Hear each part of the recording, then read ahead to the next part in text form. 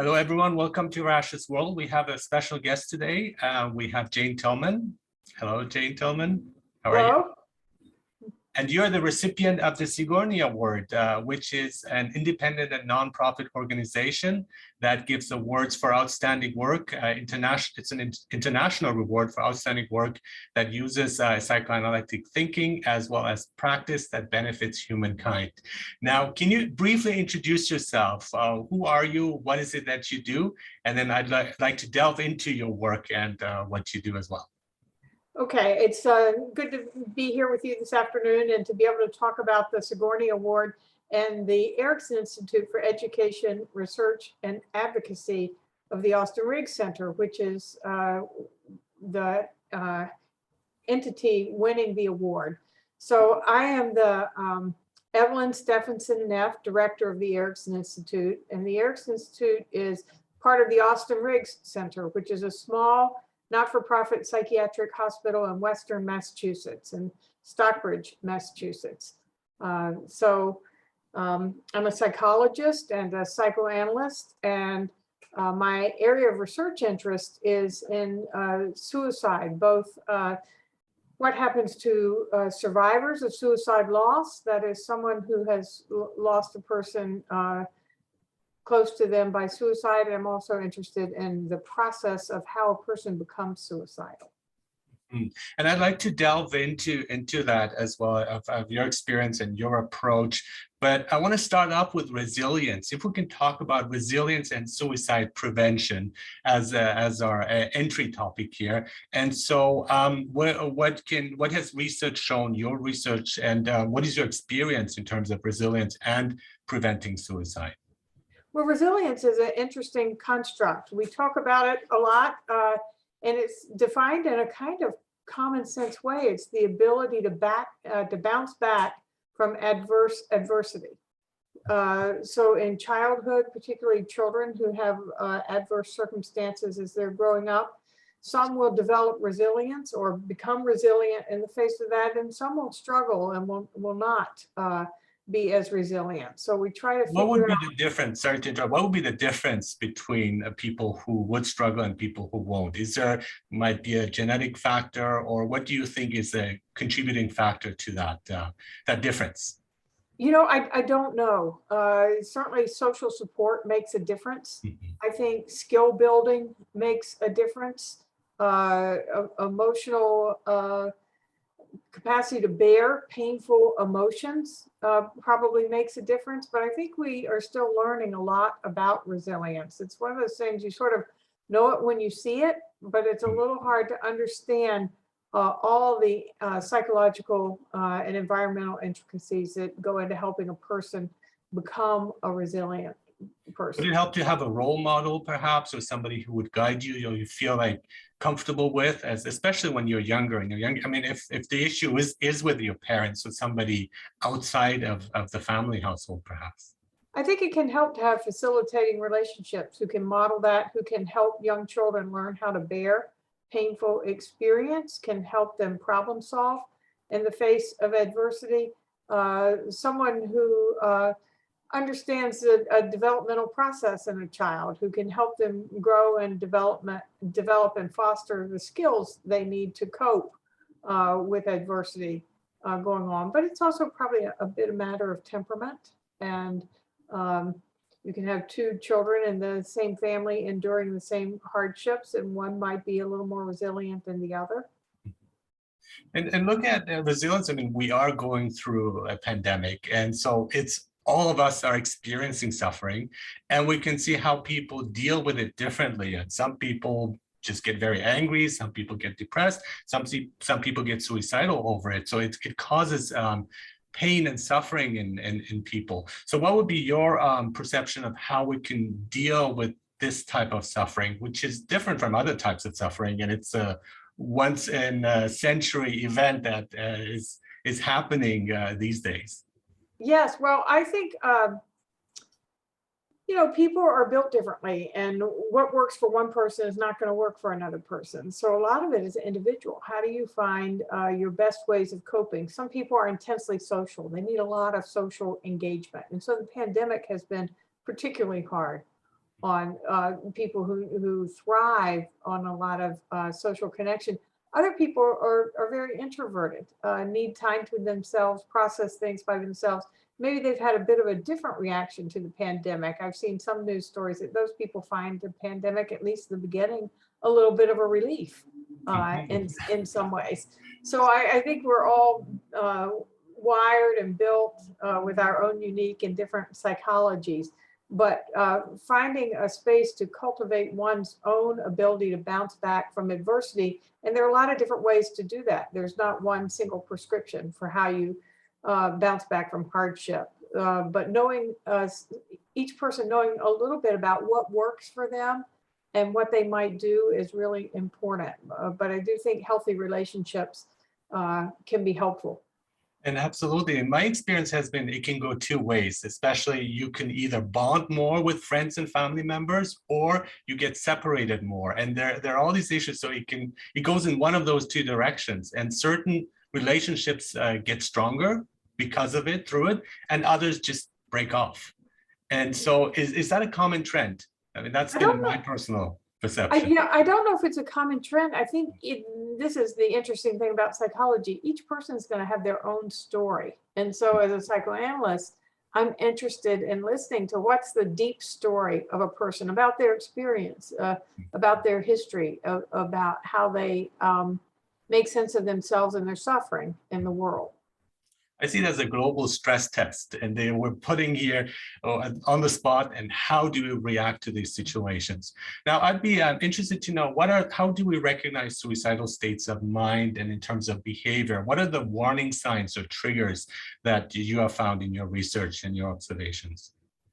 Well, they're common warning signs that are known, but they tend to be pretty common sense and not so specific. So talking about death, giving away one's possessions, writing a suicide note, taking preparatory acts, accessing lethal means, things of wishing to die. These are all things that are sort of warning signs. Certainly access to lethal means is a big issue that people want to be concerned about, particularly firearm safety. Over half the completed suicides in this country involve the use of a firearm. And so, and as we've seen in the pandemic, firearm sales in this country skyrocketed in 2020. So there are a lot more firearms available. So people need to understand safe storage and safe practices in order to restrict access to lethal means, particularly in a crisis. And be aware, if you're in a family with adolescents or children, that those firearms need to be locked up, and so that kids don't have access to those. And so again, how can the family, how can they step in? What can they do about it? And that's exactly one of the points, making sure that younger kids cannot use these weapons, that they're stored away safely. But what other steps can they take, like engaging in communication perhaps, or opening up about feelings, or talking about mental health? Would you think like these are things that we should do more of to avoid suicides? Well, yes, I think to the extent that, suicide for some people is a very private event. And I think one of the stories we hear over and over again is people may know someone in their family is struggling, or may know someone in the family is suffering. They may be concerned about suicide, but they often don't know that it's going to be that day or that moment. So there is an element of I think shock for a number of people that this has happened, and a lot of soul searching and wishing in retrospect they could have known or could have seen what was going to happen. But I think honestly, a lot of families aren't able to see the imminent danger in the hours before a person acts on suicidal thoughts and engages in suicidal behavior. I think that's one of the most painful things for survivors of suicide loss, particularly family members. What's the best way of moving on once you've had experience, somebody has committed suicide that's close to you? What is the best I know it depends again on the individual, but what would be the general approach you would say would help them? Well, we know from research that survivors of suicide loss report some experiences that are different from people who are bereaved from other kinds of traumatic loss. So several research studies have replicated this, that survivors of suicide loss are more likely to experience a stigma associated with a family member who dies by suicide. For therapists, a stigma for having a patient die by suicide. There are issues of blame and guilt, needs for concealing the cause of death. Sometimes it's so painful that people will conceal the cause of death, like shame. So I think those experiences are common and unique to people who have lost a family member to suicide, and monitoring how that plays out in family dynamics is really important, because the blame dynamic, the guilt, shame, all compound the suffering for survivors in a way that can be, traumatic in and of itself. Do you think that the language we use propagates that kind of feeling as well? Because when we say committing suicide, like committing a crime, so that is that contributing to that bad feeling that we have? Like, I mean, the person is gone, but we have to, or people who survive it have to deal with it. So would it be in the best interest of people to not use these specific words like committing suicide? Well, that's the recommendation of the suicide research community and survivors of suicide loss, that language is stigmatizing, because as you said, it does associate it with crime. So I think died by suicide, suicide behavior, suicide act, the language and the critique of the language is changing all the time. For a while, it was okay to say completed suicide. I think that's maybe not the best terminology. That one, yeah. Yes, but died by suicide, I think is better, certainly less stigmatizing than committed suicide. But as I said, one of the unique experiences that survivors of suicide loss often report is the need for concealing the cause of death. Probably maybe not wanting to say commit suicide, trying to find some way to say what happened without using the stigmatizing language. What about the role of religion? I mean, we have various religions who strongly condemn it. And I can see a point of, in a way that is beneficial, because so people would stay away from doing so, but it goes both ways. And then once the person has died, you will be left with the guilt and blame and the worry that the person who died will suffer and will have consequences in the afterlife, according to that religious tradition. So how should we approach these things? Well, I think religious traditions are varied and changing, of course. I mean, there used to be great prohibition about what would happen in certain faiths to a person who died by suicide. Could they be buried in the same cemetery with everyone else, or did they have to be stigmatized and isolated and kept out? I think that's less of a practice. I think most major religions now recognize that suicide comes out of great pain. Often there's mental illness involved in suicide. And so people are treated less like criminals than they are as people in need of our understanding and our care and our sorrow. What would be the psychoanalytic approach here? I mean, Freud saw it as an aggression, as an internalized aggression, I think, and as a like melancholy, as a loss of maybe someone or something that was important to you. And do you see it as well as a form of aggression against oneself, as an act that comes out of hatred?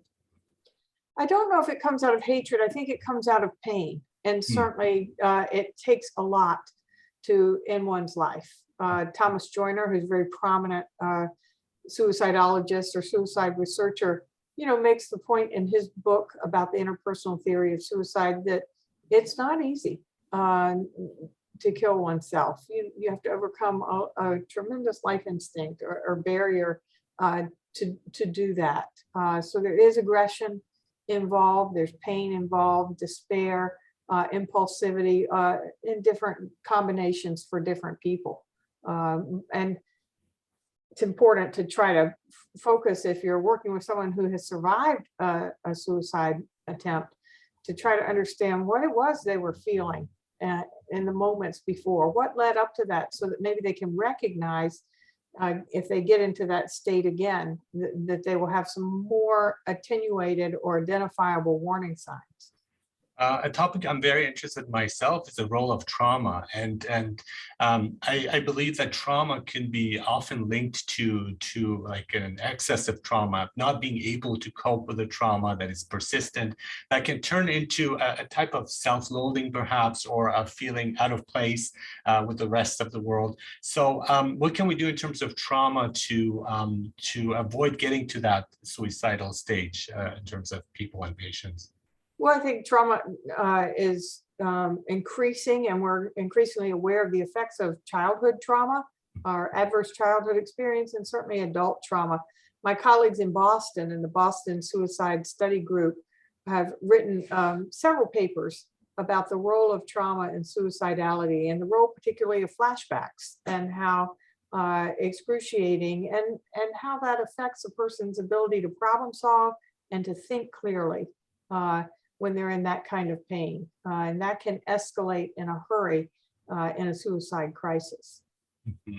And it seems that will start with a fantasy, and then once you build it, it could turn it potentially into a more dangerous act, which is the actual act of suicide.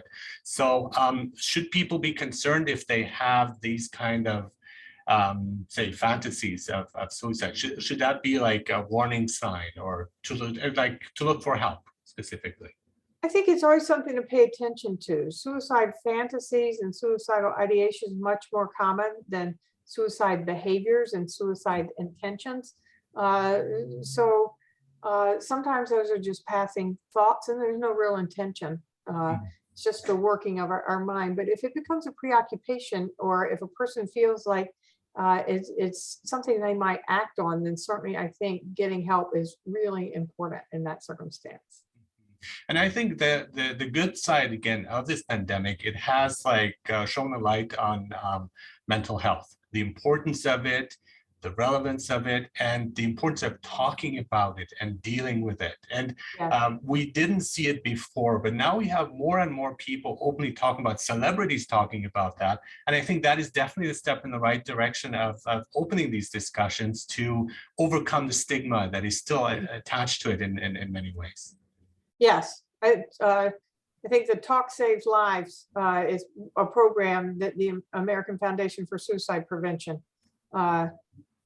has developed, and the Talk Saves Lives helps people learn how to speak about these feelings and speak about in our communities the issue of suicide. And that is the issue with social media too, because a lot of times what we see in social media is happy people enjoying themselves, being on vacation, having a good time. But it's also shifted in like people talking about their pains and their suffering, people being more honest in using technology to share that. And I think the importance of sharing that is that you can maybe not identify with those happy, rich people, but you can identify with the suffering, and it gives you a confirmation that, oh, I'm not alone, and this is quote unquote normal, because this is our reality currently. And I think if people say they're constantly happy under the circumstances, I don't actually believe them.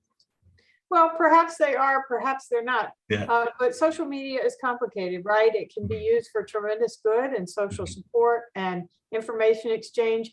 But there's some evidence that the, Instagram, Facebook have algorithms that steer young people towards more and more pernicious, destructive topics. And so the algorithms of social media really need to be scrutinized, I think, in terms of how they steer distressed people to more destructive content.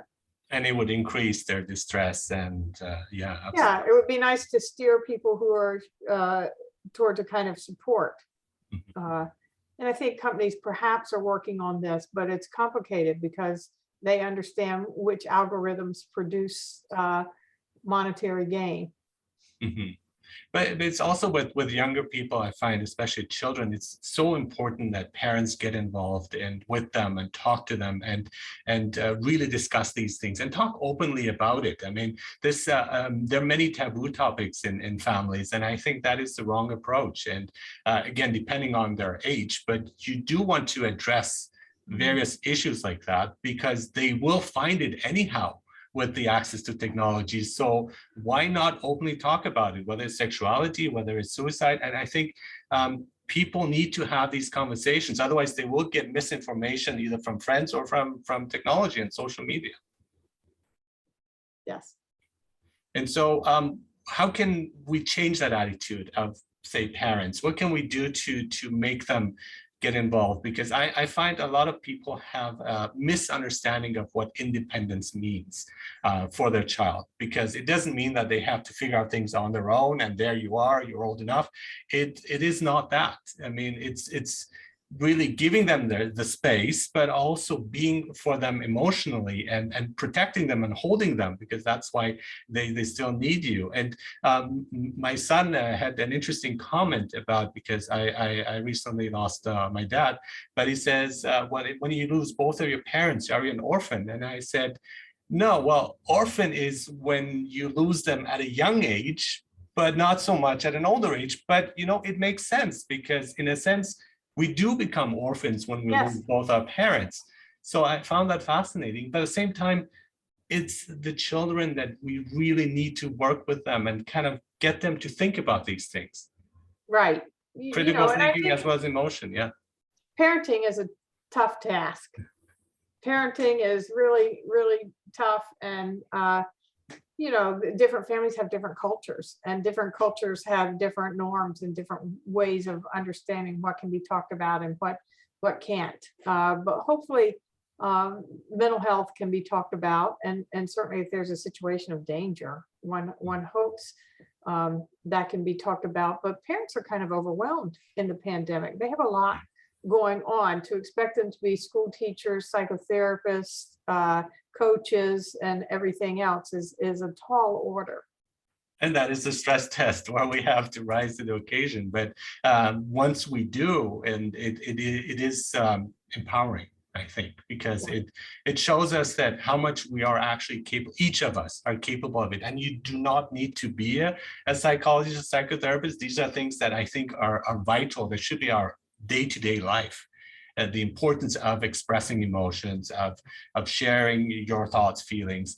And so they don't turn into another direction or fantasize about it, that they feel comfortable sharing that with the parents or role models, hopefully. Yeah. And so going back to your psychoanalysis, the importance of childhood, I think. Do you think that if we really find a way of being good enough parents, to put it that way, to protect and guide our children, could we bring down cases of suicide and of opioid overdoses and so on by really having a strong relationship with them? Parenting is important, but children grow up and they go to school. The environment that we're in is important. Social media is important. The peer relationships are important. So parenting is a very important piece of the puzzle, but it's not all on the parents, right? That there's a social element and a social environment that is really important beyond the home. It's certainly important in the home, but also beyond the home. You know, we want to be concerned about bullying, want to be concerned about loneliness and isolation and difficulty with social skills, and children who have not only mental health problems, but maybe physical health problems. And then I think just the basics. There's a lot of food insecurity in this country. Do people have access to nutrition? To stable housing? I think there are a lot of factors that go into creating the conditions for child development.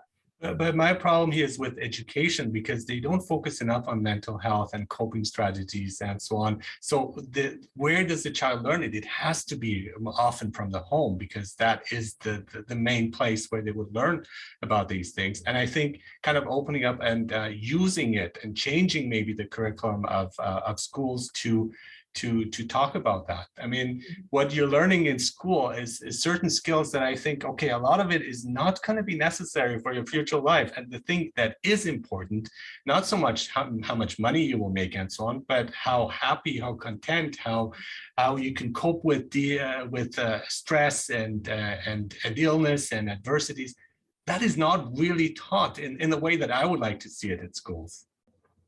I think different school systems have different emphasis on in their curriculum. So there's probably a wide range of difference in terms of what a child can expect to encounter in any school system.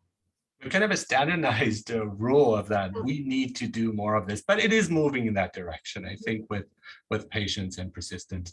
One thing I want to look at too is assisted suicide, euthanasia, which is taking it in a different direction. And I'd like to know your thoughts and opinions on that, and because it changes a bit the panorama of our discussion.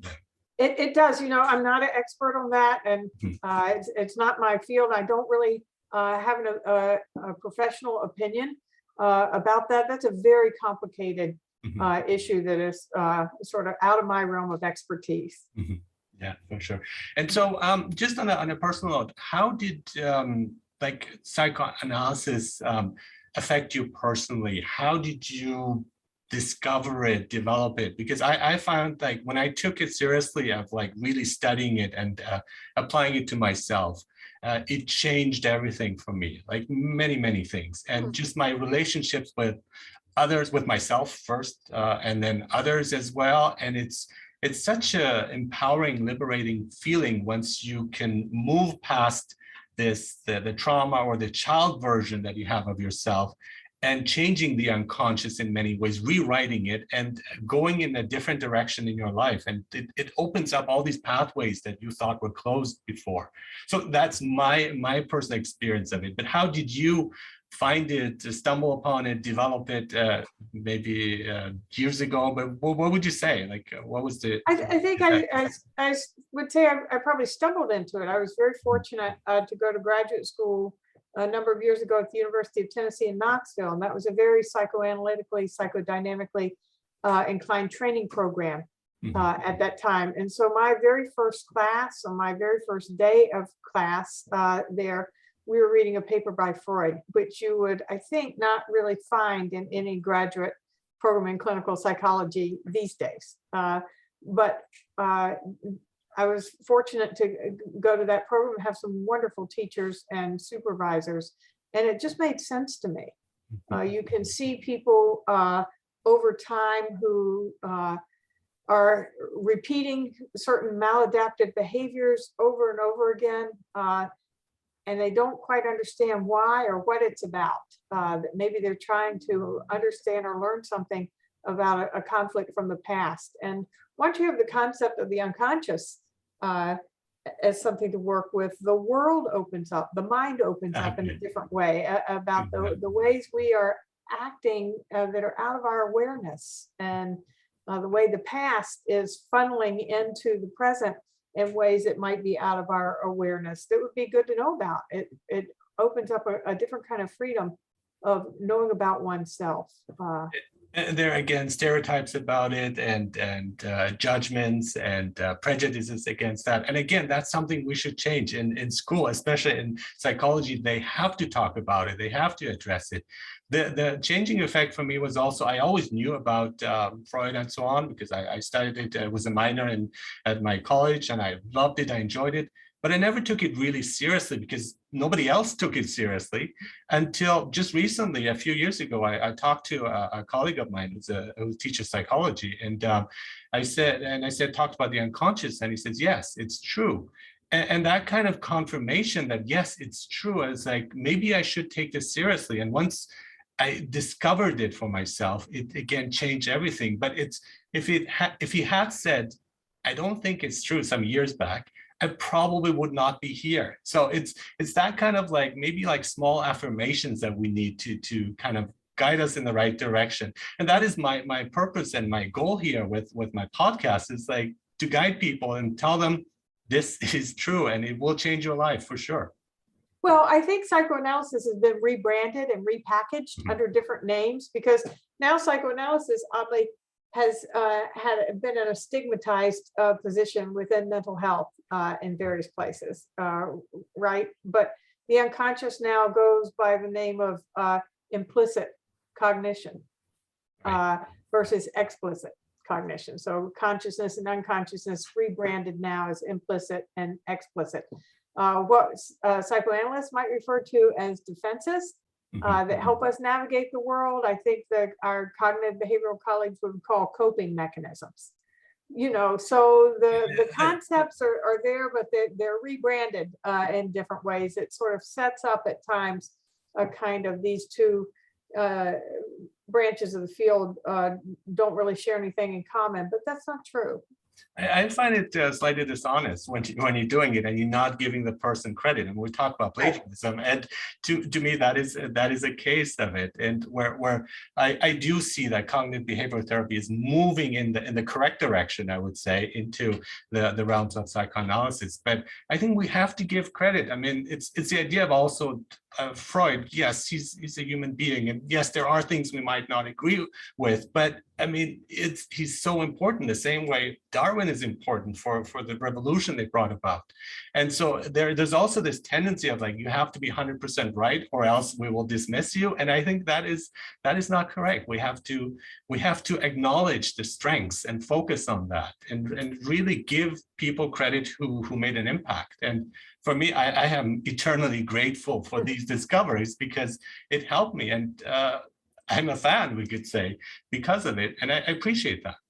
Yeah, and I think psychoanalysis has changed and grown since Freud's time. It often gets packaged as psychoanalysis equals Freud.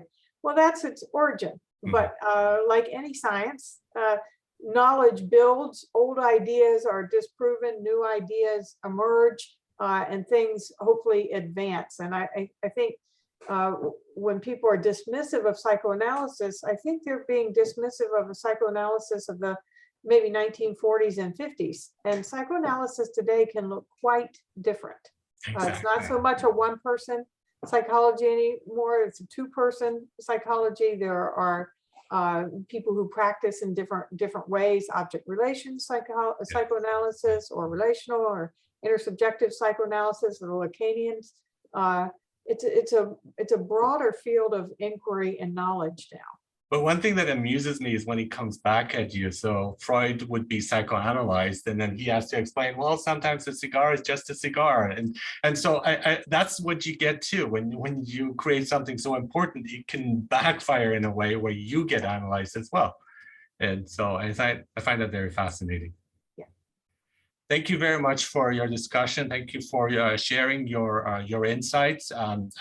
You have gotten and well-deserved the Sigourney Award for creating more awareness about psychoanalysis and applying it again to various other fields. And I think that's highly commendable. We need more of this. We need more of people like you. So thank you so much for being on this show. Thank you so much for talking to me about your research, your interests, and your opinions. I just want to clarify that I did not win the Sigourney Award. The Erikson Institute won it. And the Erikson Institute is just a gem of the Austen Riggs Center. It represents the work of a lot of people. You are the director. Yes, but the award is not for my work in suicide. The award is for a body of work over 10 years of distinguished scholars in all sorts of disciplines. So I will include them too, but I talked to you and your contributions are hugely important too. Thank you so much. Thank you so much for being here. Thank you for having me. Take care.